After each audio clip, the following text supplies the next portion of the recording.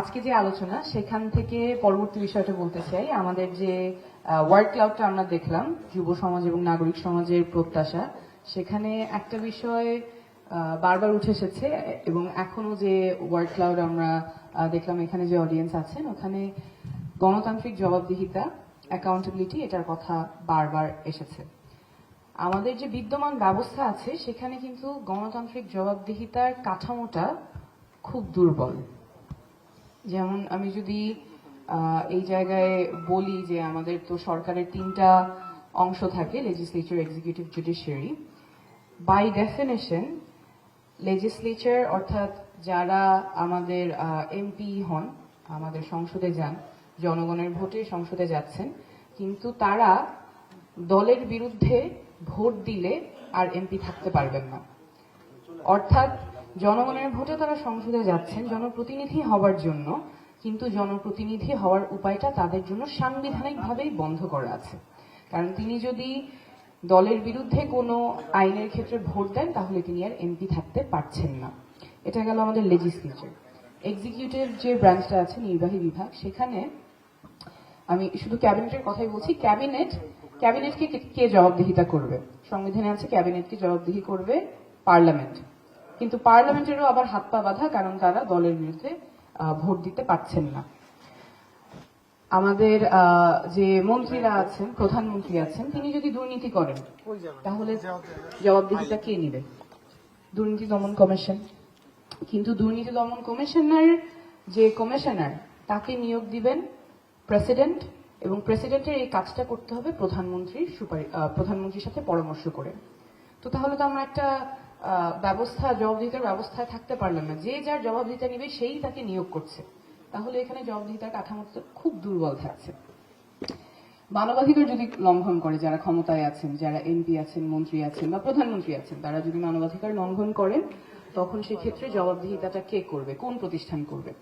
মানবাধিকার কমিশন করতে পারে, কিন্তু মানবাধিকার কমিশনের ক্ষেত্রেও যারা মানবাধিকার কমিশনের কমিটিতে থাকবেন, সেখানে যারা থাকবেন তাদের যে বাছাই কমিটিতে আছেন আইনমন্ত্রী, স্বরাষ্ট্রমন্ত্রী। তো আইনমন্ত্রী যদি মানবাধিকার লঙ্ঘনের ক্ষেত্রে তিনি যদি অ্যাকিউজড হন, তাহলে তাকে যে জবাবদিহিতা করবে তিনি তার নিয়োগকর্তা। এমন দল ক্ষমতায় থাকে বা এমন মন্ত্রী থাকে, এমন প্রধানমন্ত্রী থাকে যিনি দুর্নীতি করছেন, যিনি মানবাধিকার লঙ্ঘন করছেন, যিনি নাগরিকদের অধিকার কেড়ে নিচ্ছেন, তাকে সরানোর ব্যবস্থাটা কি? কারণ আমাদের জবাবদিহিতাকারী যে প্রতিষ্ঠানগুলো, সেগুলো তো খুবই দুর্বলভাবে আছে, জবাবদিহিতা ইনশোর করার মেকানিজমটা নাই। সরানোর উপায় তাহলে নির্বাচন, 5 বছর পর নির্বাচন করে, যে সরকার যদি মানুষের পক্ষে কাজ না করতে পারে, মানবাধিকার লঙ্ঘন করে, দুর্নীতি করে, তাহলে 5 বছর পর নির্বাচনের মাধ্যমে জনগণ তখন রায় দিবে যে এই দল আর ক্ষমতায় থাকতে পারবে না। কিন্তু আমরা ওই জায়গাটাও বারবার দেখেছি যে নির্বাচন ব্যবস্থা বারবার ট্যাম্পার করা হয়েছে, রিগ করা হয়েছে। তো তাহলে তো আসলে আমাদের যারা ক্ষমতায় আছেন তারা যদি জনগণের অধিকার কেড়ে নেয়, তাদেরকে সরানোর আর কোনো উপায় জনগণের হাতে থাকে না। তখন একমাত্র উপায় হচ্ছে রাস্তায় নামতে হবে, জীবন বাজি রেখে, জীবনের ঝুঁকি নিয়ে আন্দোলন করে, অভ্যুত্থান করে তখন একজন মানবাধিকার লঙ্ঘনকারী বা একজন যে প্রধানমন্ত্রী দুর্নীতি করছে তাকে সরাতে হবে। এটাই তো আমাদের বাস্তব বর্তমান কাঠামোর সীমাবদ্ধতা, এবং সেটাই আমরা হতে দেখেছি। তাছাড়া তো আর কোনো উপায় নাই আমাদের বর্তমান ব্যবস্থায়, তাছাড়া আর কোনো জবাবদিহিতার কাঠামোটা নাই, এবং এটা বারবার আমাদের নাগরিকদের কাছ থেকে, যুব সমাজদের কাছ থেকে প্রত্যাশাটা আসছে। তো আমাদের এইটা নিয়ে I think we have to keep the conversation going, এবং সংস্কারের যে কথাগুলো আমরা বলে আসছি সেই জায়গায় we need to keep the dialogue ongoing as well. কারণ এই বিদ্যমান ব্যবস্থায় জবাবদিহিতা এনশোর করা খুবই ডিফিকাল্ট, কাঠামোটা খুবই দুর্বল।